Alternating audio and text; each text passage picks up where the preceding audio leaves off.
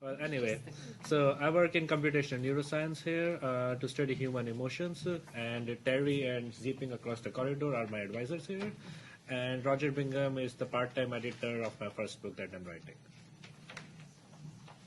I'm Mia. I'm a first-year PhD student in cognitive science, and I'm rotating in labs right now, so I'm here now. Hi, I'm Laura. I'm a first-year PhD student in bioengineering, and I do orthopedic regeneration research. So, What's your part? Do what? bioengineering. Bioengineering. I'm a second-year PhD student. I'm Kevin, also in bioengineering, and I'm in the Paulson Lab, which always talks about that pipeline you were discussing of data to knowledge to wisdom eventually. And so I am using gene expression data and hopefully getting some wisdom out of it. My name is Margot. I am in Carrie's lab and Gert's lab, and Gert Kallenbergs is the co-director of INC. Yes. So, and I'm a second-year PhD student in bioengineering, and Roger and I talk frequently at Teams every day, hoping to put this together a little bit. And Margot appointed herself the executive assistant of the collaboratory, which is I did. she's doing very well. Well, that's great. Well, we really appreciate that all of you are here. I think it's going to be a lot of fun, I hope, for you. And we, as Roger said in his introduction yesterday, we actually had a dry run, which was my graduate neuro class, where we went through every week and spent, I think, a couple hours, 3 hours on each topic, including this one. And Pat was a very, very important part of that because she kept us on the straight and narrow. She's very good at that. Because, you know, the conversation often tends to go off in many different directions. And so unless you have someone who keeps reminding us that, hey, you know, there are a lot of other things that we need to hit, then, you know, we're not really doing our job. So, Roger, do you want to say something about how it's going to be organized and how you want to... Well, they were all there last night, so I thought that the sense is obviously is to continue the conversation with some of the points that you weren't able to get to. We still have some of these cards from last night, which we can go over again. But I also had, and on your other point, and I know Pat agrees with me on this, we make a joke of it now. People tend to sometimes say to me, I'm all over the map, and the answer I usually give is yes. And that's exactly the point, but with expert guides. So this is why we have people here who can correct things that emerge in the conversation. There were some questions. There was a question last night from an anthropologist called Jeffrey Braswell, and he sent me an email last night. I don't know if you want to use this as a launching point for some of the questions, because he had a point in there which had struck me as pretty important. He said, I'm troubled tonight by the lack of distinction between ethics and morality. The first is a set of rules imposed by the group on the individual. The second is more personal. The distinction was lost. That's probably my fault. But I mean, do you want to pick up his point there? Because it is a non-trivial one, obviously. Wait. We should be picking it up with camera rolling. Well, Is the camera rolling? Camera is rolling. We're operational. Oh, okay. We're on. Ordinance, yeah. Yeah, Okay. I don't actually make a distinction between ethics and morality. I think that those words in the general public are used more or less indiscriminately. And I would tend to doubt, actually, that the meanings of them are as different as he would suggest. Right. At least in part because sometimes we have groups that don't have very specific rules or very specific conventions about how they're going to go about doing their social business. But they may nevertheless, I'm thinking of the Inuit before contact here, they nevertheless have a really very well developed, if rather inarticulate, sense of moral propriety and how things should be done. So I understand that some people wish to make that distinction. I don't quite see that it's a productive thing to do. But if you can show me why we really need to make that distinction and that there are good practical reasons for it, then I'm happy. Well, we talked yesterday about the Buddhists, where they make it a principle that you don't make a distinction. Yeah, they You don't kind have of, rules at all. that's right. And yet they would say both, I think, that they have ethical values and that they have moral values. And I don't think that's a place, or within Confucianism, that's a place where a distinction needs to be made. Now, having said that, I agree that there probably are moral philosophers who make quite a lot of the importance of making those two separate, or keeping those two separate. But I don't get it. I don't know. I mean, Margaret, you're a speaker you got of a the thought on language. this? How does it seem to you? You go ahead. You can imagine, by that definition in the email, you can imagine a rule that people impose on you through a culture, a society, or religion as being incorporated into your brain and generating guidance for what you choose to do and not do. If you say I have a morality, there's an implied threshold, right? There's an implied set of rules that you can break or breach, or I don't see the difference. I mean, I can see them. I don't see that the two words distinguish categories which, when dealt with by the brain, make a difference to the brain, except that things get installed, personal narratives, goals for your life, your mom whispering to you, you're not as good as your sister, why don't you do, and every time you're trying to decide what to do next, these things come in inconsistent ways and compile into the way you make a choice. And so I think it's a false distinction. And I think people are much more inconsistent than that, than to be able to have their brains make a clean one. So let me put this distinction into perspective.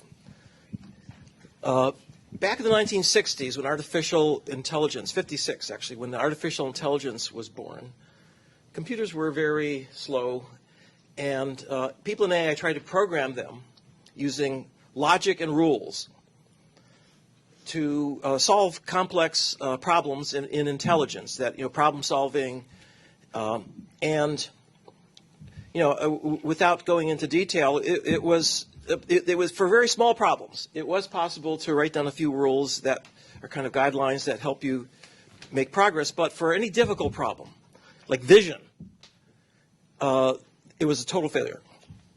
Why is that? Okay, it turns out that rules are brittle. There's always exceptions to rules and contradictions between different rules. And the world is not black and white. It's not logical. It's not, there isn't like a very clear distinction between most choices. Usually it's somewhere in between, where it's predominantly on one side or another. That all changed. Starting in the 1980s, when we tried to put together models of the brain, simple models, but that used the same kind of, I would say, soft logic. A neuron has a threshold. Below that, it's 0. And then as the inputs come in, you might think of it accumulating evidence, and the output goes up and up, but then eventually it saturates, right? That's a traditional model of a neuron. But if you put together a network of such things, you actually can absorb both regularities, even though they're not perfect, and exceptions. And this was a project we started back when I was at Hopkins, which is NetTalk, which is how do you pronounce English? It's very irregular. But it was able to absorb both the regularities as well as the irregularities. And this is really what gets to the point that Pat was trying to make, which is that a morality comes out of the brain. Ethics are just, I think, capturing a few of the high points, but they're by no means absolute. And most of the time we're in a gray area, somewhere in between. And this is how the brain works. The brain is very good at working in this region. And this is something that Reid talked about too, in terms of how is it that we do make decisions. We have many dimensions that we have to be able to include in making a decision that aren't, by the way, on the same axis, right? There's high dimensional space here that we're dealing with, and somehow the brain has to navigate that. But now, okay, we've given our position, and Margaret wants to talk, right? I would argue that there is, in fact, a distinction between moral and ethics.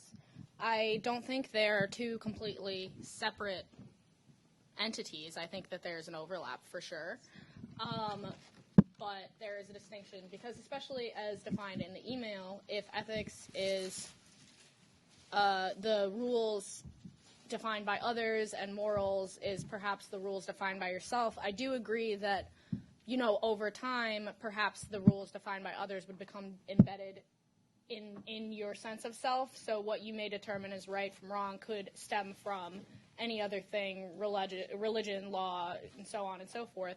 But there becomes a cognitive dissonance when your morals don't align with what might be ethically considered good or bad, right? So if the law, for example, determines one thing as being this is how you're supposed to behave in this situation, and you morally feel that is not correct. For example, a very obvious example is during World War II with the Nazis and them feeling like that perhaps that was right, and a lot of people feeling like that was not right. But that's a distinction between legal and moral.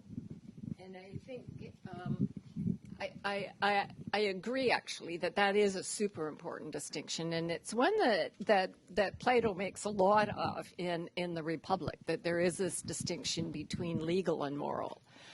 The part of the problem with the so-called definition in the email is that it's really idiosyncratic. That's his definition. I'll put at least 50 cents on a bet that if you look up in the Oxford English Dictionary or the Webster's Dictionary, you're not going to find that as the definition, that morals pertain to your own particular rules, whereas ethics has to do with the community. So my guess is that he might be able to persuade us that we should adopt that particular distinction, but I don't quite see the point of it. But you're absolutely right that the distinction between legal and moral, but we don't identify legally correct as morally correct, although we would like it to be true that everything that is legally correct is morally correct, but we all know that's not always the case. But I guess I was using the law as an example because you could be in a society where what's the social norm is not what you feel is morally correct, or you could be following a religion where you don't necessarily feel that all of those things are right from wrong. So you could pick, I guess, any of these typical ways that people around you determine what's right and wrong, and whether or not we could argue semantics of words all day. But the point is, I think that there's a difference between people and your own personal sense, and perhaps it is how long your mom is whispering in your ear, you're not as good as your sister, before you believe that that's your own opinion. But I think there is a distinction, and perhaps it's just time. Well, that's it. I just want to say one thing about it, but I wanted to say one thing about the mom thing. So you don't necessarily have to even incorporate it as your opinion of yourself. She just has to be able to keep whispering to you year after her death. And that happens, and it steers you. Even in contrast, it steers you. That's interesting. It makes us an interesting kind of machine. I just want to say two things on the back of can we profitably make these verbal distinctions? One is the word inconsistency, and the second is low dimensionality. Okay? So we are profoundly inconsistent preference machines. When you trying to decide what do you want to do, what morals do you, should I eat this, should I do this, should I go with this person, should I avoid, okay. There is no system of studying people where we're not profoundly inconsistent, number one. The second thing is any of these rule-based systems are inherently low-dimensional. And Terry just made the point. We're machines operating in very high-dimensional environments. And so we have these, and we extract a few rules and a few ways of expressing them, and then we hope that everything cracks along the right boundaries. And so that just invites inconsistencies, right? It just invites argument. And so I think the fallacy isn't that that's not true. That is true. It invites inconsistencies. It's that you can solve it from the philosophy end downward. I think that ignores the biology of the brain too much. And one thing you can do is sort of say, well, how does the brain deal with inconsistent information? Just about which way to turn your head when you hear a sound that might be threatening. And the answer is, wow, that's really, really complicated. You couldn't state a rule by which you turned your head left versus right based on the information coming in. Okay. So you're going to make a moral system out of that? I mean, so a little bit, it's kind of like lighten up a little bit on humans. Like maybe the reason we had all these philosophers telling us how to live and write down, the laws of virtues is because they didn't have anything else to do, and they certainly didn't have the computers we have. So they would have otherwise engaged had they.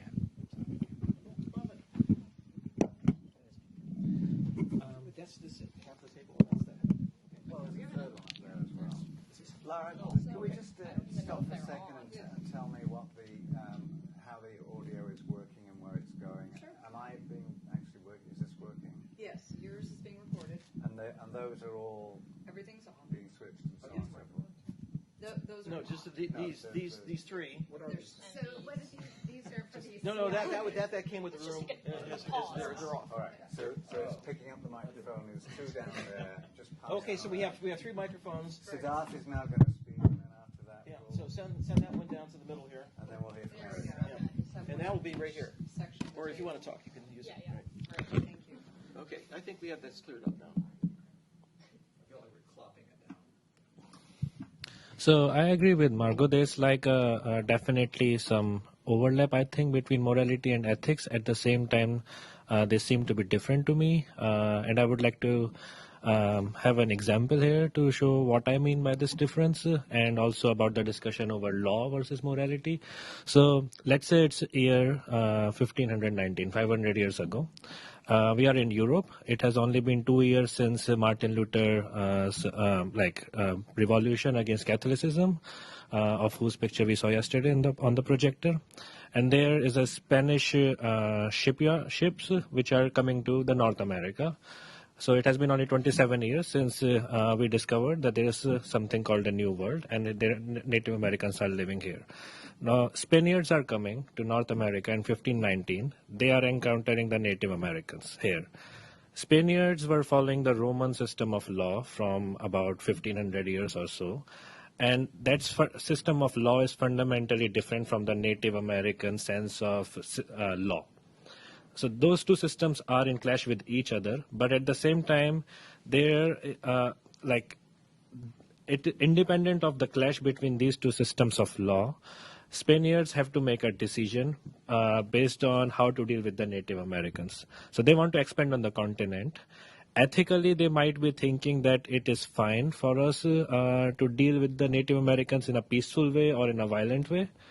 There is no sense of, there might be some sense of guilt in it, but at the same time there will be a sense of trade, because we want to have as much trade as possible back for our kingdom's benefit in Spain. But that's the ethical point of view, what you should do. But the moral point of view would come in if Spaniards bring in their view of religion into the place, and they think that it is self-righteous for us to turn these Native Americans into Christians, if possible, and if not, then it is just fine to exterminate them. So, just let me understand. So the thought is that you have a moral decision to make when religion enters the picture. Is that the idea? One of the things religion influences is the design. There might be other factors, not just religion. It might be some other social factor. Religion is, I think, just one of the institution that affects morality. It might be nation as another institution.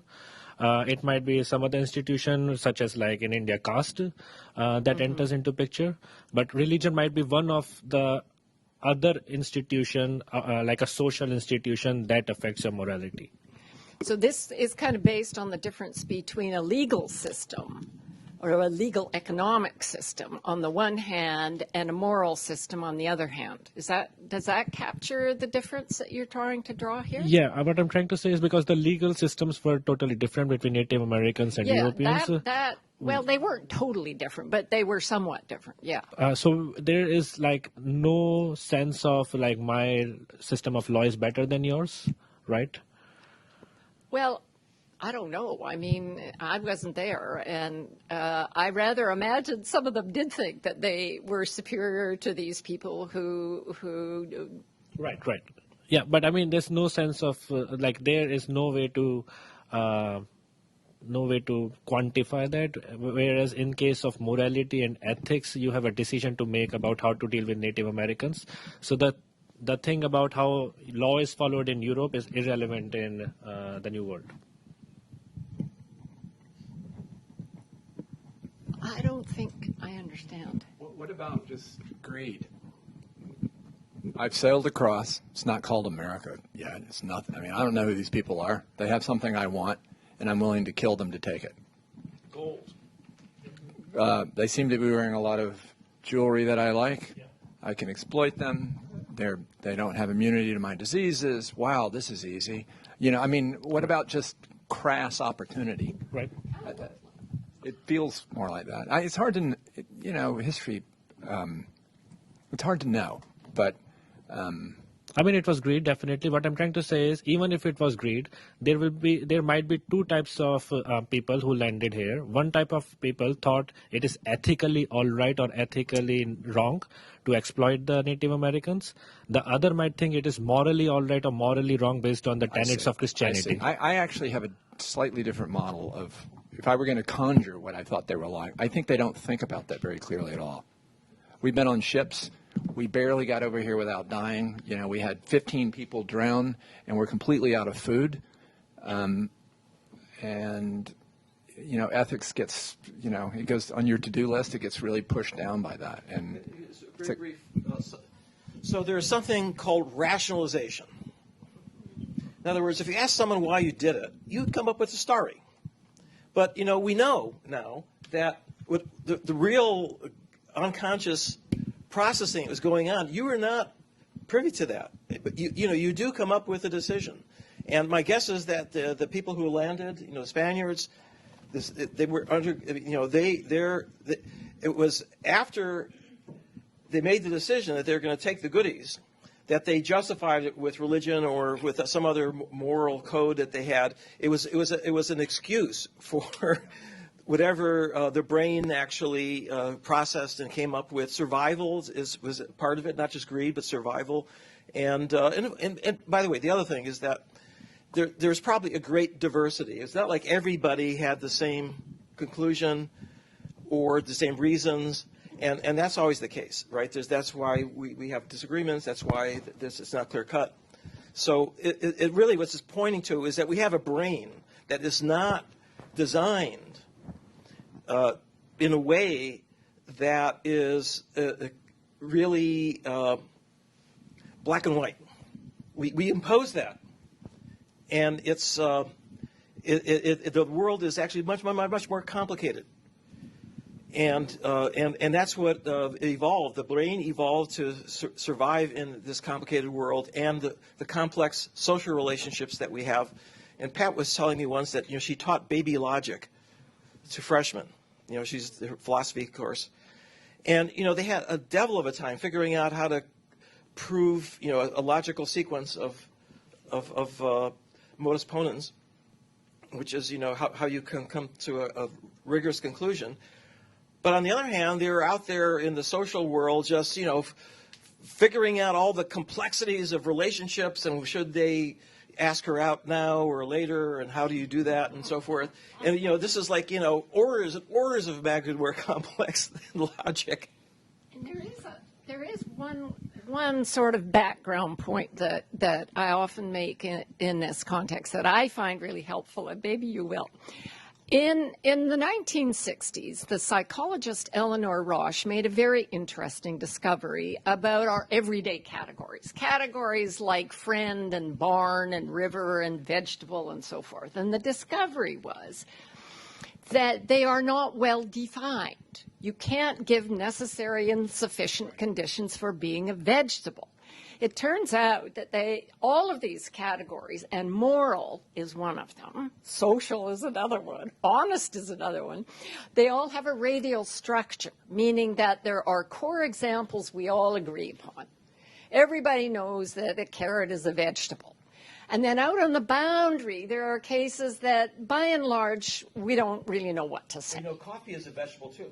There you go. So out here on the boundaries is coffee and parsley. Is parsley really a vegetable? I mean, It's an immoral vegetable. it's an immoral vegetable. So, and then with declining similarity between the core cases and the boundary cases is everything else. So squash and tomatoes are in the in-between cases.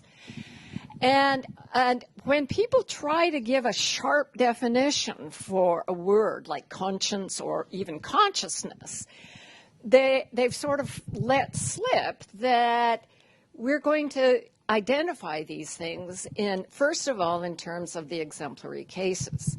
Now, maybe ultimately what we would want is a nice, precise definition that's precise in the way that, say, protein is precise, a string of amino acids.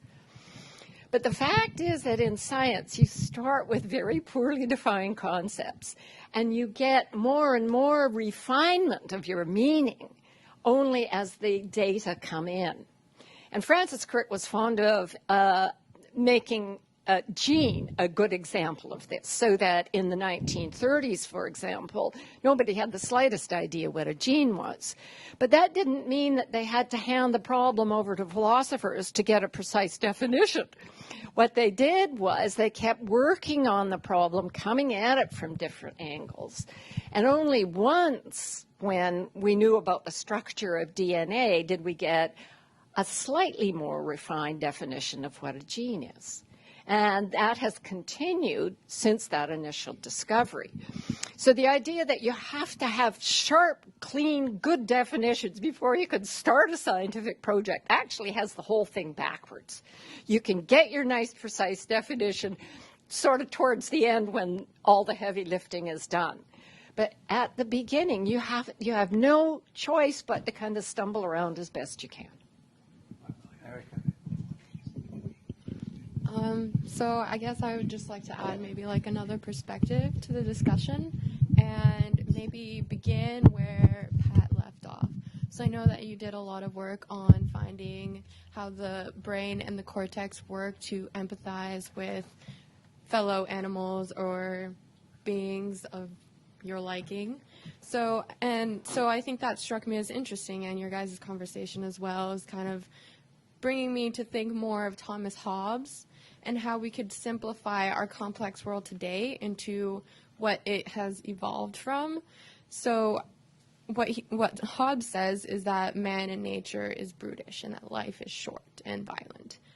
And so I feel like something we should at least be considering is maybe like the fact of self-preservation and like our fight and flight syndrome and how that might affect our decisions as moral or empathetic beings, because that definitely does impact the way we make our decisions, as well as like our kin and country syndrome. I don't know if you guys have heard that, but it has to do with, I forget the term for it, but it's a scientific term.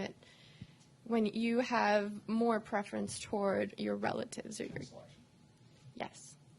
So given that, how that might affect your decision making, are you more inclined to make your decisions on the relationship you have between people, and then how that obviously ties into the differentiation between groups of people? And if we kind of incorporate like a primordial perspective onto that and start thinking about how that in turn has affected our evolution as groups and societies, I think that also could shed some light on the origins of morality and how there is so many distinctions between our societies and cultures and religions. So I think my point would be just like to consider like how natural law plays a role in deciding moral decisions or ethical decisions, and then how that natural law has transcended into like this institutionalization of those laws, because laws have been designed specifically to protect ourselves from each other, which is also reflected in, I think, the Leviathan, where he talks about how the social contract, and it is like an evolution to the Leviathan, where he talks about how institutions are necessary for the own gain of a society as a whole. Social contract stuff and morality. I mean, these points. I think one of the basic issues here is that a lot of when you start talking about the neuroscience, and then people are working with their workaday understanding of these generic terms, they get a little bit. I mean, even people who are professional anthropologists. I mean, there's a mirror in here. This was at the roots of my questions. When did humans evolve beyond bare reward punishment cycles and develop a sense of morality? Rules and laws, a la Christian ethics, do not promote moral behavior, they only punish its violations. So people make statements, but whether there is a common language here that people can work with is a totally different thing. That's one of the things that one is trying to accomplish by some sort of discussion. What's your name? Erica? And I'm sorry, what was your name? Sadat. So what resonates with me listening to you guys is that you're a generation that's going to have to make a lot of hard decisions that I'm glad I'm not 25 and dealing with. I mean, and number one. Number two, biological imperatives are biological imperatives. I mean, if that's what you mean by natural law, I think that's what you mean, which is we have a deep sense of xenophobia. Why? Well, it was probably really efficient. If I don't recognize you, and the most dangerous thing in my environment 500,000 years ago wasn't a bear, a snake, or a scorpion. It was people, right? And it still is, empowered by institutions of various, catastrophic sorts. And so understanding instincts that are built in that you're not going, no institution is going to sidestep is important. Understanding xenophobia. I mean, there's a whole implicit attitudes test. You guys familiar with this? Okay. And people are often shocked. I don't have these deep-born prejudices in me. And the answer is, yeah, you do. We're not going to hold you responsible for that. But maybe knowing that helps you build institutions, behavioral strategies, et cetera, around it. Xenophobia was probably really efficient. If I don't recognize you, you look different than me and all, then that might not be an affiliative emotion I see on your face. Maybe you're going to stab me in a second. And so I'm just going to, I don't know you, nobody vouches for you, you're out. So that's kind of harsh and brutish, right? And yet we build institutions around it. Model penal code.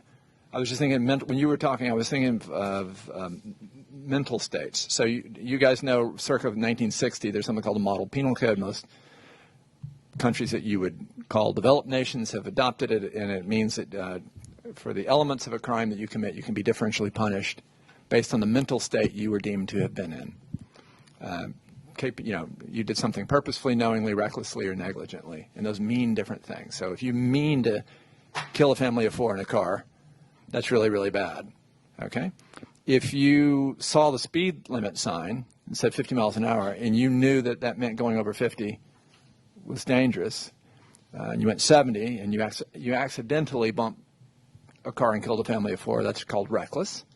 And then there's negligent, which is less. And the differences in your incarceration can go from you don't go to jail to you go to jail for 35 years. Okay. So are those real? Are those real categories? Are there real brain states that correspond to those? Or are they categories to keep the disenfranchised slightly more disenfranchised? The statistics of incarceration would call that a valid question. Okay. So these are the things that you guys are going to have to deal with. I mean, because our brains and our behavior is bleeding out into the greater world, and it sits partially on disks and in other people's heads, and it affects us every day. And the pace of this has picked up, so that what was a difference in sort of quantity is now a difference in kind, like Ebola. The outbreak of Ebola in West Africa. Ebola is a hemorrhagic fever.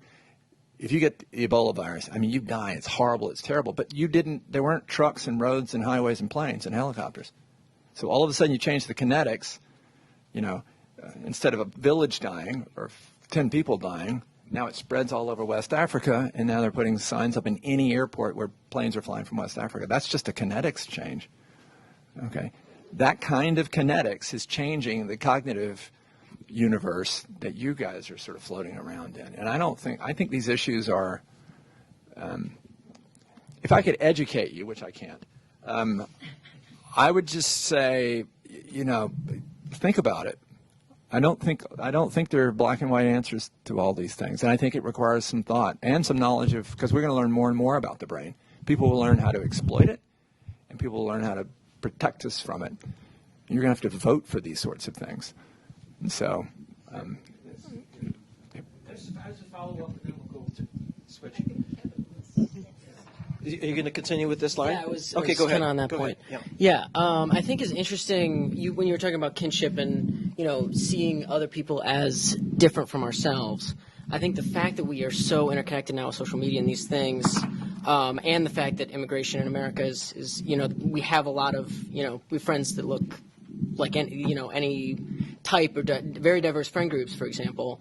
I think that can kind of get towards what you were saying last night about that spreading your empathy to other groups, and hopefully we can then overcome this xenophobia through just connecting and talking to more people and realizing, okay, yeah, you look different from me, but fundamentally you're the same, and kind of That's still not. That doesn't get rid of us and them. That just gets rid of a feature on which us and them was formerly predicated. Okay. So a good way to get rid of that feature is to have grandchildren. My family is a case in point. So I have a kid that's half Colombian, half whatever I am, and boy, does it change my parents' reaction to Hispanic immigrants in America. Okay, the first thing it did was all the talk about it went off. And then all of a sudden the kid grows up and the kid's kind of cute and we love the kid. And so it's a great leveler. Yeah. Okay? It's a great leveler. The implicit attitudes test. The way you get rid of that, the thing that tends to, inoculate against it, a romantic relationship with somebody on whatever the divide is you're measuring on. That doesn't get rid of us and them, though. You can put people in social network games, this is something we do, and call them the greens and the reds. Okay? Philip Zimbardo's famous prisoner experiment. Those guys, you put them in the basement. We're playing a little prisoner game. You guys are the jailers. You guys are the incarcerated few. And within hours, they were abusing each other. So that instinct isn't going away. Knowledge of it is good. I agree with your first point. It's interesting. Yeah, which is interbreeding is a good idea for all kinds of stuff. Hybrid vigor. People get smarter. Mm-hmm. You erase stupid prejudices, but you don't erase your capacity and propensity toward prejudice. Which sucks. Yeah. I didn't make the world, man. Yeah, kind of just a thought to tie like all three of your comments together. I just,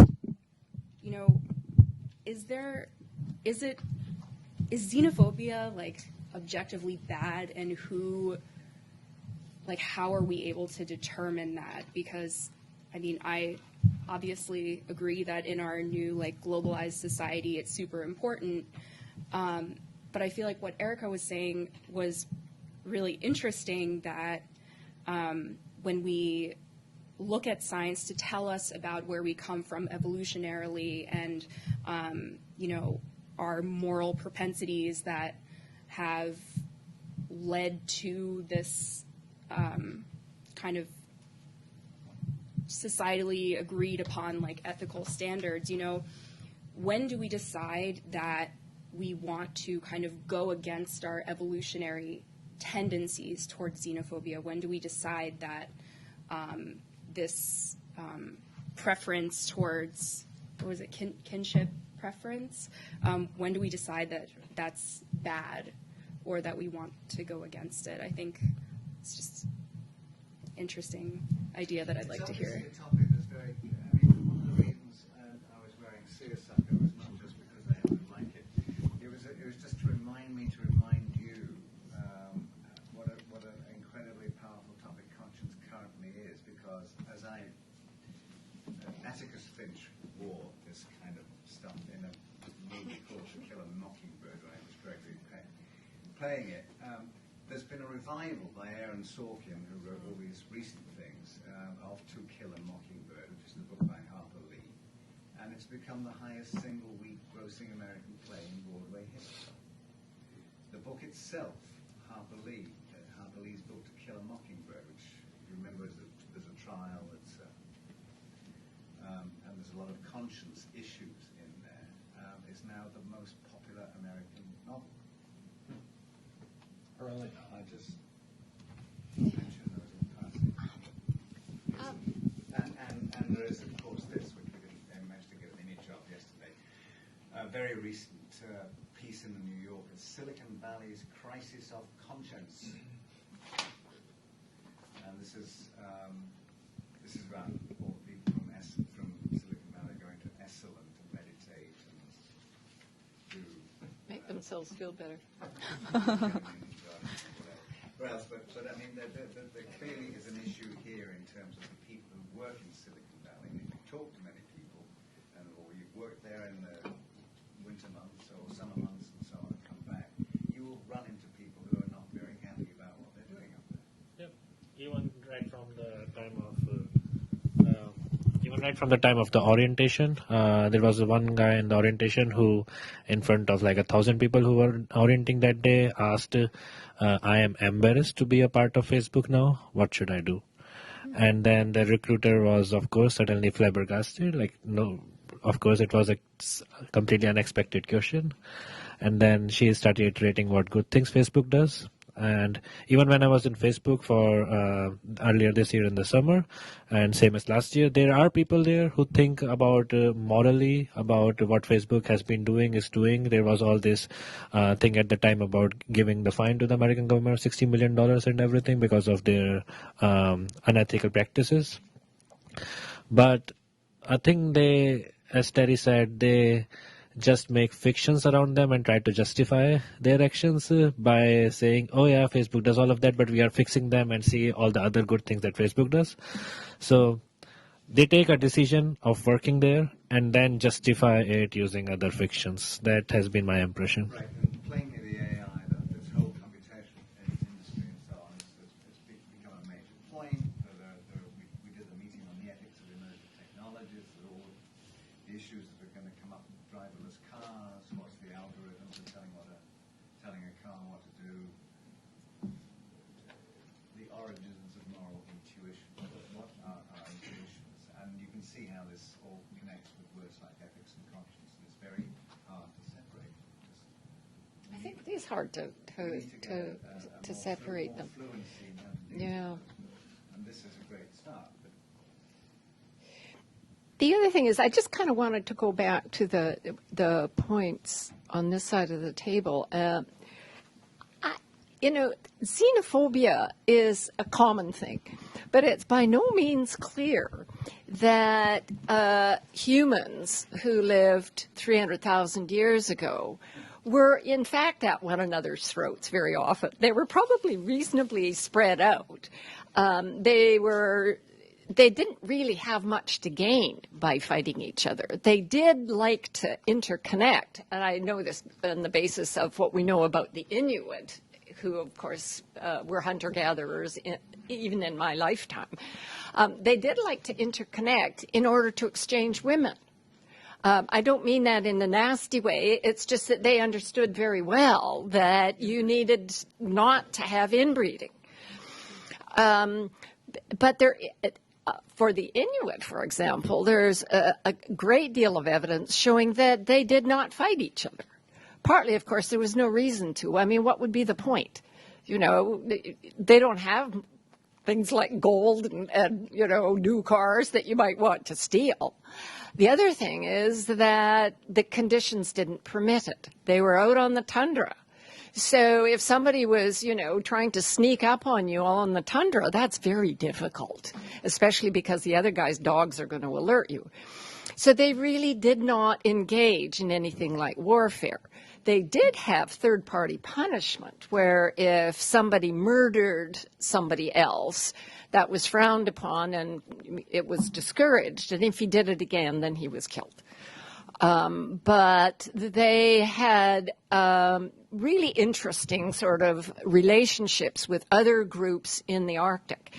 Now, that doesn't mean it doesn't come easy to us, xenophobia.